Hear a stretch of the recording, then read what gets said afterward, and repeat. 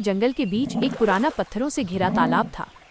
उसी तालाब के पास एक बेहद चालाक छिपकली रहती थी। पूरा जंगल जानता था, उस इलाके में गलती से भी जाना मतलब मुसीबत। छोटी छोटी कीड़े मकोड़े जैसे ही तालाब के पास आते, छिपकली बिजली की रफ्तार से हमला करती और पलक झपकते ही गायब कर देती।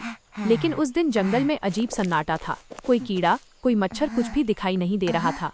छिपकली को इतनी तेज भूख लगी कि उसका पेट खुद आवाज करने लगा।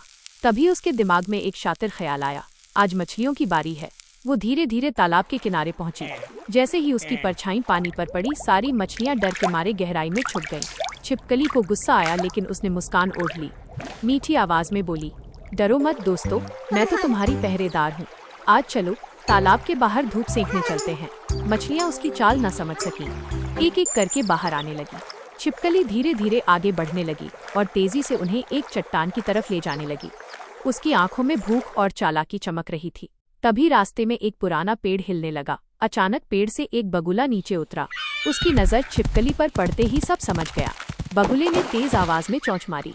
छिपकली घबरा गई और मछलियों को छोड़कर जान बचाकर भागी। मछलियां तुरंत तालाब में कूद गईं। उनकी जान बच चुकी थी। उस दिन तालाब के किनारे एक सीख लिखी गई, मीठी बातों से नहीं, समझदारी से दोस्ती करनी चाहिए।